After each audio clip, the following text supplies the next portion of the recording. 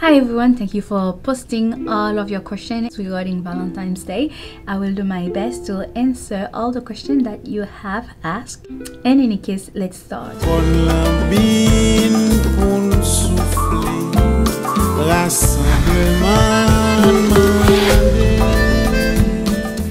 One of the questions that I get is, how do you say Happy Valentine's Day in Haitian Creole? You can say Bonne Fête Saint-Valentin.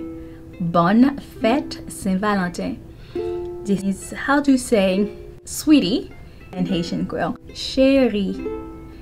Chérie.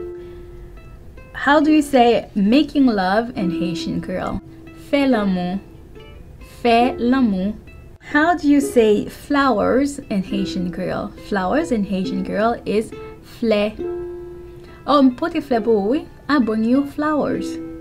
Moi pote fleur pour, I bring you flowers. How do you say chocolate in Haitian Creole? That doesn't change. Chocolat. How do you say gift in Haitian Creole? Cadeau. Moi pote yon ti cadeau pour, I bring you a gift. How do you say you are my girlfriend in Haitian Creole? Ou se ménage moi.